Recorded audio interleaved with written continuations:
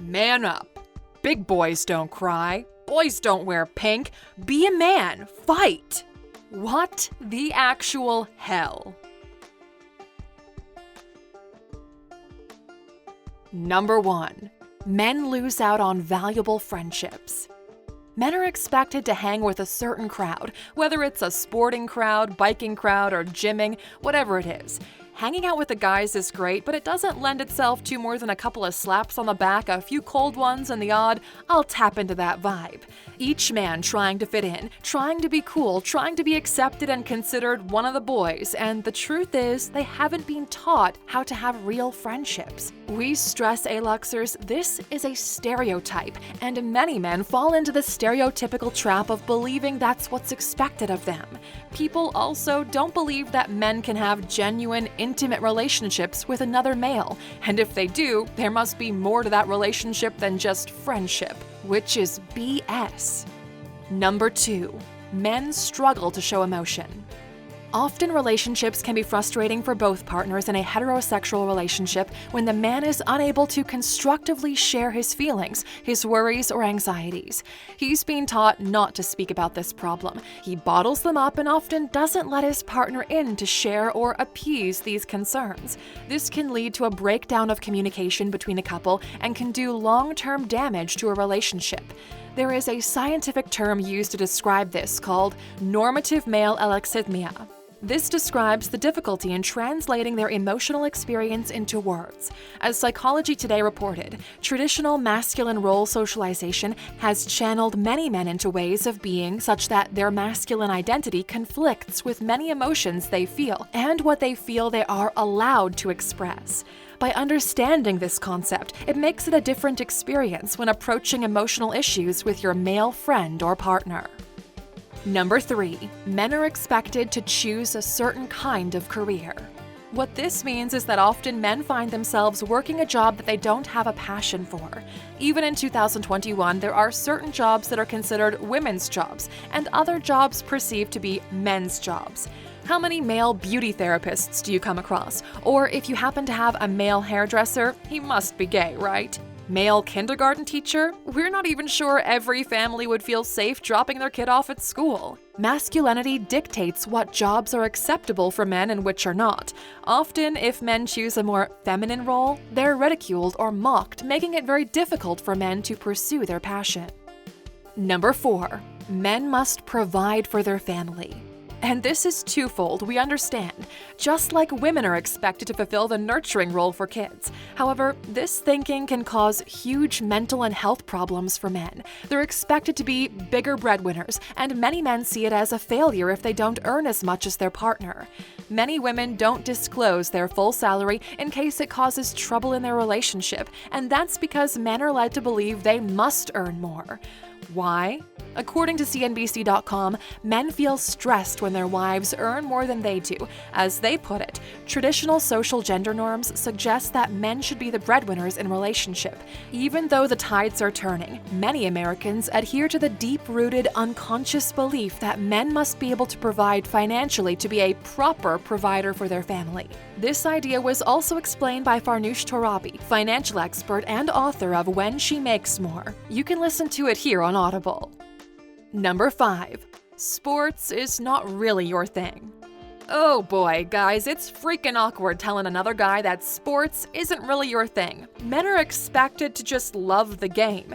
This can make guys feel excluded and isolated. I mean, which guy doesn't like sports, right? He must be gay or something. The Everyday Man website published an article about this exact topic, titled, "Is it okay for guys to not like sports?" And they confirm the sentiment. Does it make you gay? Of course not. You're gay if you like other men. There are plenty of gay men out there who love playing and watching sports, just as there are lots of straight guys who don't. Hobbies do not define your sexuality any more than they define your gender. Number 6. Being the nice guy is a disadvantage. Apparently all girls want the bad boy, but it goes further than that. Even the workplace wants the bad boys. In the work environment, it's safe to assume you'd want to work with the calmer, more unassuming men. Well, assumption is the mother of all. groups. A study done by Dr. Livingston and 2 colleagues at the University of Notre Dame and the University of Western Ontario, called Do Nice Guys and Gals Really Finish Last, interviewed 10,000 people, and these were the results. Researchers examined agreeableness levels in more than 10,000 workers across a wide range of professions, salaries, and ages. They found that men who measured below average levels of agreeableness earned about 18% more, or the equivalent of 6,775 euros per year, than nicer guys. Well, how about that? Number 7. Men are better drivers. We're not saying that you're not a better driver than, say, your girlfriend. What we're meaning, though, is that men grow up truly believing that they're better drivers without showing any particular skill or proof that they actually are. This leads to many more accidents on the road as things are masculated, unnecessary chances are taken, and there's a sense of invincibility. Number 8. Men must be a tough guy, ready to fight.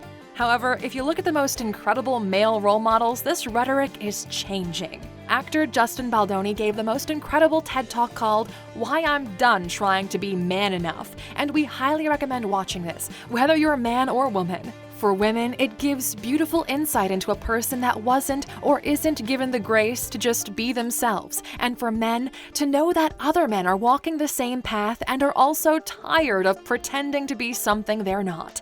As he says, it's exhausting trying to be man enough for everyone all the time. Dwayne Johnson is another incredible role model for all genders, and take his inspirational words to heart. The single most powerful thing I can be is to be myself. Number 9. Lucky boy if he's subject to unsolicited sex by an older woman. It's the stuff of every schoolboy fantasy, right? The older teacher coming on to the younger student and having a quickie in the rec room. For some, maybe, but this reaction to what is blatantly sexual assault is downright horrific. And the fact that people and media downplay it to a point where the child also believes that he got lucky is just as bad as the abuse that took place. Men also get victimized, but they can't even speak openly about it. Number 10. Men must like porn. Sure, plenty of men do like porn, but so do plenty of women. Women just don't admit to it as readily. TheRecoveryVillage.com says that 1/3 of all internet porn users are women, and that women who do watch porn have a higher quality sex life. It affects men adversely, though, with 56% of divorces filed due to an obsessive interest in porn. Number 11. Pink is a girl's color. Pink used to be a boy's color. In fact, in a 1918 trade publication, Earnshaw's Infants Department claimed the following: the generally accepted rule is pink for the boys and blue for the girls. Apparently, the colors were chosen to complement hair and eye color. Blue was seen as the daintier color and assigned to girls, whereas pink, the stronger color, given to boys. But even then, it wasn't set in stone, and both colors were used for both sexes. It was only after the Second World War that it became more acceptable routine, but it wasn't until the 80s that it truly stuck. Number 12. You catch like a girl. You scream like a girl. You run like a girl. Parents often use these phrases on their sons, but wait a minute, what is it actually saying to their son? That girls are inferior to boys. So boys grow up hearing this and then go through life truly believing that they are better than girls. Number 13. Men also struggle with body image. But unlike women who tackle the personal issues that made them put on weight in the first place, men are told to drink protein drinks, beef up, and do 100 sit-ups and go climb a mountain. The mental health issues are often never addressed, so they keep going and going on this hamster wheel to lose weight when the weightier issue is far deeper than just physical appearance. Number 14. Men don't do the dishes. Right, so that's a basic example, but parents regulate certain chores to certain sexes. Boys take out the trash, girls do the dishes, girls do the cooking, boys do the yard work. Instead of growing up to be able to take care of himself in all spheres, cooking, trash, laundry, yard work, etc., the man needs to rely on his partner for the things he doesn't know how to do and believes it's not his place to do anyway. The result is that men are considered the extra child because his partner has to take care of him too. This stereotype is such a disservice to both sexes, not just men. Number 15. Men are expected to be the hero. This is an impossible expectation, and what happens when they can't achieve the impossible? Save.org gives some scary statistics, but the prevalent one is suicide among males is 4 times higher than among females. Male deaths represent 79% of all U.S. suicides. TheGuardian.com claims that 70% of suicides are white males, and when they can't man up or act tough, what is the alternative? We'll share that with you shortly. So, Aluxers, what manly stereotype do you believe negatively affects men? We'd love to hear your thoughts on this in the comments. And of course, you stuck with us until the end. Here's your bonus. So, what is the alternative to all these stereotypes harming men today? It's not easy, but new norms have to be created. Men need to know and be told it is okay to ask for help. It is okay to be vulnerable. You don't need to be a bad boy to be sexy and attractive. You can do any and all the chores in your household, and gender identity is dependent on biological senses, not outdated social constructs. Thanks for watching, Aluxers. We welcome your thumbs up and subscribe for more daily videos.